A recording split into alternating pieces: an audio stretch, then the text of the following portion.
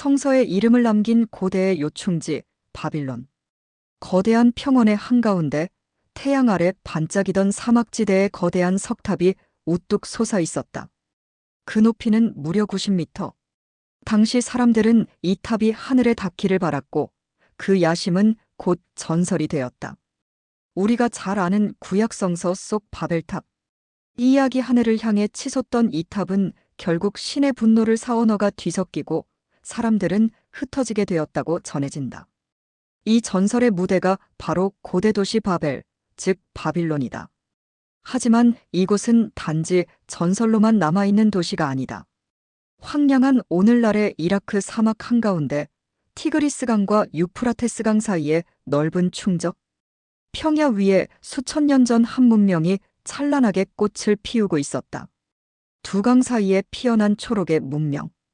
구글 지도 위에서 바라보면 이라크의 대부분은 모래빛으로 가득하다. 하지만 그 가운데 마치 실처럼 흐르는 두 줄기 강이 초록색 생명의 띠를 그리며 대지를 가로지른다. 그 사이 바로 이곳이 메소포타미아 메소포테이미어, 두 강 사이의 땅이라는 뜻을 지닌 고대 문명의 발상지다. 기원전 5000년경, 이 비옥한 평야로 사람들이 하나둘 모여들기 시작했다. 그들은 보리와 밀을 재배하고 소와 양을 기르며 마을을 이루었다.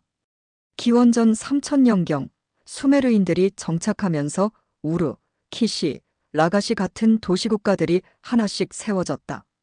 그러던 중 시리아 사막을 넘어온 아무르인들이 이 지역을 차지하고 기원전 1900년경 바빌론이라는 새로운 중심지를 세웠다.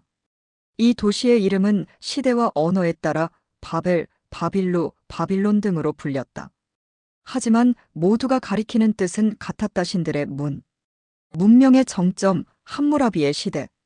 기원전 18세기, 바빌론은 한 인물에 의해 전성기를 맞는다. 그의 이름은 함무라비.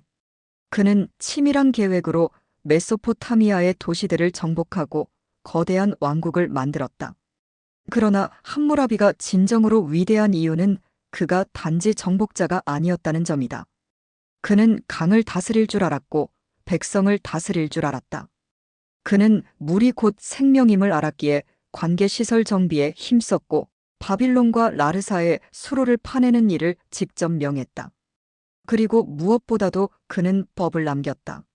함무라비 법전 282개 조항으로 구성된 이 법은 단지 눈에는 눈, 이에는 이라는 복수의 원칙만이 아닌 임대계약에서부터 상업거래, 가족문제, 노동자 보호까지 생활의 모든 면을 규율했다. 이 고대 도시가 얼마나 체계적이고 조직된 사회였는지를 보여주는 생생한 증거다. 쇠퇴와 재건, 그리고 또다시 영광으로. 하지만 어떤 문명도 영원하지 않다. 기원전 16세기 북서쪽에서 철기를 다루는 히타이트인들이 몰려와 바빌론 제1왕조를 무너뜨린다. 이후에도 카시트인, 아시리아인 등 수많은 세력이 이 땅을 차지하고 또 잃었다. 기원전 7세기 아시리아 왕 센나케리브는 바빌론을 완전히 파괴해버리기도 했다. 그러나 무너진 도시 위에도 다시 문명은 피어난다. 아시리아가 약해진 틈을 타 바빌론 주변의 칼데아인들이 바빌론을 재건했고 기원전 625년 신바빌로니아 왕국이 탄생한다. 그 절정에 선 인물은 네부카드네자르 2세. 그는 오늘날 이스라엘 지역이었던 가나안의 원정을 떠나 유대인들을 포로로 끌고 와 바빌론에 정착시켰다. 이 사건은 바빌론 뉴스로 기록되며 유대인들의 신앙과 역사에 지대한 영향을 미쳤고 결과적으로 구약성서에 바빌론의 이름을 깊게 새겨놓게 된다. 이제 우리가 구글 지도 위에서 바라보는 이라크의 황량한 사막. 그 어딘가 바람만이 오가는 평야의 과거엔 하늘을 향한 석탑이 있었고 신들의 문이 열려 있었으며 인간의 법과 문명이 시작되었다는 사실이 새삼 놀랍게 느껴진다. 1000년 전 한 거대한 도시는 사막 한복판에서 우뚝 솟아올라 세상의 중심이 되었다. 이름하여 바빌론. 도시의 중심을 유프라테스강이 가로지르고 동편에는 티그리스강이 유유히 흐른다. 이 물길 사이 광활한 대지 위에 사람들은 삶을 꾸리고 문명을 쌓아 올렸다. 바빌론의 전체 면적은 약 10제곱킬로미터. 지금의 도쿄돔 100개가 넘는 넓이에 10만 명가량의 인구가 살았다. 그 도시를 감싸고 있던 것은 끝없이 이어진 거대한 이중 성벽. 북쪽으로 54킬로미터, 남쪽으로 50킬로미터에 이르는 이 성벽 위로는 전차가 싱싱 달릴 수 있었고, 정문 역할을 하는 8개의 거대한 문이 도시 곳곳에 세워져 있었다. 그 중에서도 이 슈타르 문은 푸른 유약 타일에 황금빛 사자와 황소, 용이 새겨진 이중문으로 높이가 무려 30미터. 보는 이들의 숨을 멎게 할 만큼 웅장하고 아름다웠다.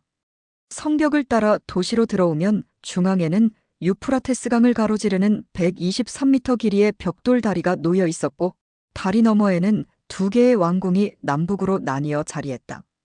북쪽은 요새를 겸한 왕의 거처였고, 남쪽은 재판과 정치가 이루어지던 권력의 중심이었다.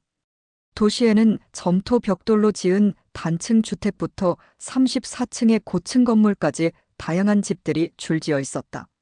왕궁과 신전은 유약 처리된 색색의 벽돌로 장식되어 햇빛 아래서 눈부시게 반짝였다.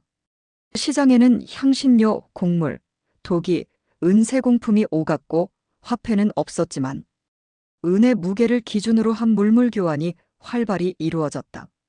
그 결과는 오늘날에도 남아있는 수많은 점토판 계약서로 확인된다.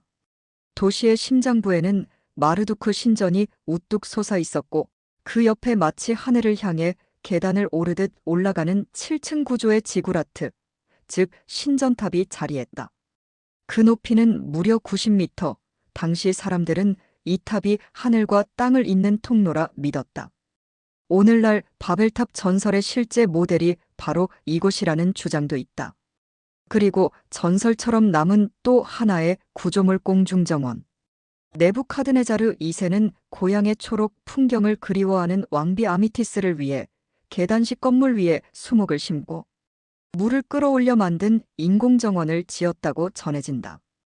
푸르른 나무와 꽃으로 뒤덮인 정원은 마치 사막 위의 산처럼 솟아 있었고, 이는 이집트의 피라미드와 함께 고대 세계 7대 불가사의 중 하나로 꼽힌다.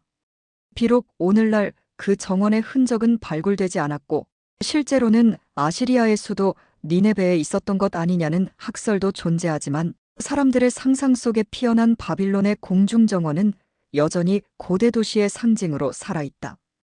바빌론 그 이름은 여전히 신들의 문, 그리고 인간의 야망과 신화를 품은 도시로 우리 기억 속에 빛난다. 화려했던 바빌론의 시간은 네부카드네자르 2세가 죽은 후 서서히 저물기 시작했다. 기원전 539년 동쪽에 강력한 제국 페르시아가 몰려왔다.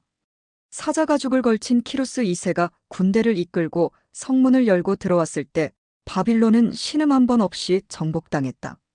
세월이 흘러 기원전 482년 바빌로니아인들은 억눌린 자존심을 되살리려 반란을 일으켰다. 하지만 결과는 처참했다. 도시의 자랑이던 성벽은 무너졌고 하늘에 닿으려던 지구라트는 무참히 파괴되었다.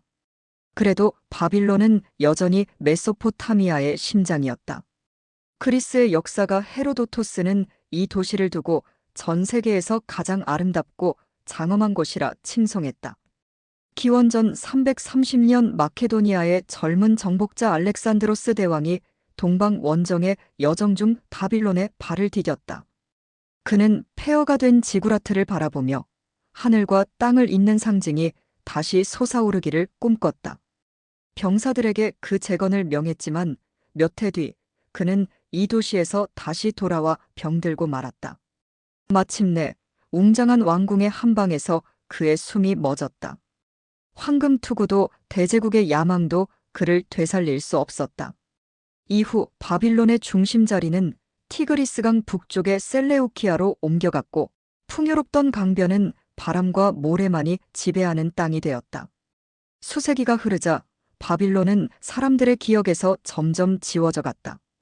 기원 후 1세기 로마의 학자 플리니우스는 박물지에 이렇게 적었다.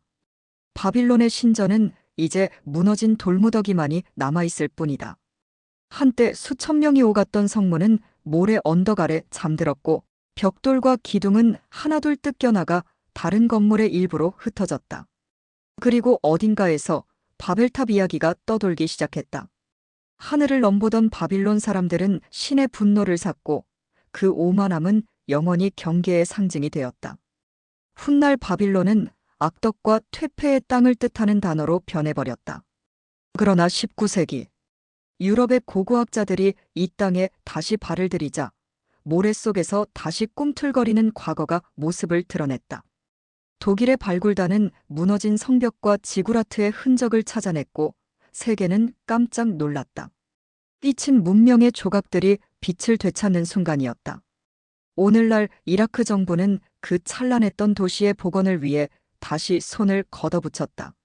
사막 너머로 바빌론의 유산이 천천히 그러나 분명히 깨어나고 있다.